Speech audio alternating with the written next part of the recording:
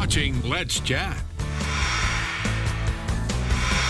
Several days ago, we had Lundy Longstreth on our morning show as part of a welcome to not just the Brewer family, but to our News 12 family. And we thought it'd be really cool if we had Tony Rankin and Lundy together here on Let's Chat.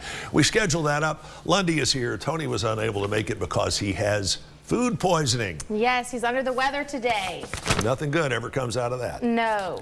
All right. We have got Lundy here, so Lundy is going to speak for both herself and for Tony. Tony, we hope you have a speedy recovery from food poisoning. That's nasty business. Anyway, good morning. Glad to see you again. Good morning. Thank you for having me. Tell me what goes into you and Tony working together to provide the most comprehensive, accurate, and time-saving traffic reports each and every day. Nicely done.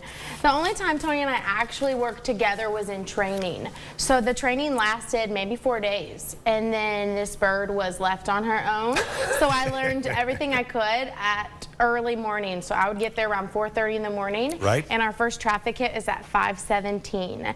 And after that, we go back and forth to 5 different radio stations. So multitasking has to be your #1 priority. Yeah. You seem to be doing a good job on juggling. I know it's certainly not easy. What was maybe your biggest challenge other than time juggling or keeping the plates in the air when it came to assembling and disseminating all of that information? Because some mornings you don't have a chance to sit down. Exactly. That would be my first thought, was actually eating breakfast, going to the bathroom, just taking any self-time. You really don't have it because you're on time frames to make certain traffic hits at certain times. So you have to make that a priority. So there's no really room for error. Or room for peace and quiet. So well, you're back and forth. Yeah, if you want a peace and quiet at work, you got into the wrong line of work. Speaking of which, you tell me a little bit about your history. And I remember this from our earlier conversation, but you called yourself an unconventional student here at UTC, right? Correct. Actually, the correct terminology would be non-traditional student, which same thing. So it kind of just represents an age gap of when you graduated, and it all is about your age. So the non-traditional aspect is just being older than other students. That should have given you a certain comfort. You know, when I look back at that interview, I said, why did I say that? Cat's out of the bag now, Lundy. So why you took some time, you graduated a little bit later than some of the other folks who graduated with you, but that should have given you a certain degree of comfort and a certain degree of self-assurance, I guess. You were seeing kids much younger than you who were having some struggles that you had probably already mastered by that point. 100%, yes. And it also gave me a little bit of self-assurance. And then it gave me a little bit of momentum to say, you know what, I might have a little bit more life experience than these other children have. Right. And I can tell them, hey, don't do this, don't do this. You better finish this class. I was actually the student when we had open note tests. Right. And I noticed that it's not that many people brought their notes. Really? I was so confused. This is the easy part. So, well, on the next test, I made copies of my notes. There you go. And gave them to my friends or to anyone who asked. And I remember the teacher literally said, well, thanks to Lundy, everyone did well on this test.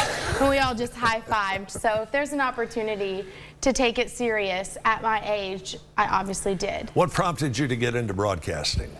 Goodness, I mean, you've only met me a couple times, and right. I'm just right at home here. I've always loved it. I actually did broadcasting at UTC, so I was able to get comfortable there with younger children and have to tell myself, this is only going on YouTube.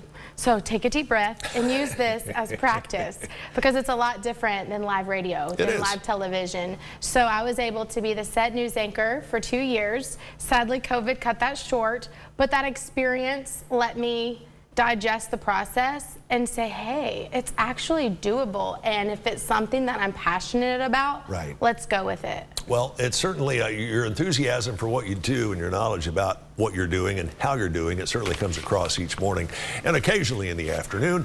Tony Rankin, we wish you were here to join Lundy, and yes, for those of you wondering at home, Lundy Longstreth is her real name. Yes. A lot of people are curious about that.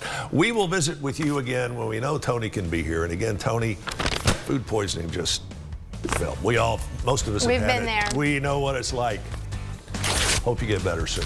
All right, you can hear Lundy and Tony every weekday, and I'll go ahead and get rid of that while I'm dropping things. We have still got some good stuff to talk about how to deal with neuropathy coming up a little bit later on, and also how you can help out Erlanger and have a great time. See you back here on the other side of this commercial break.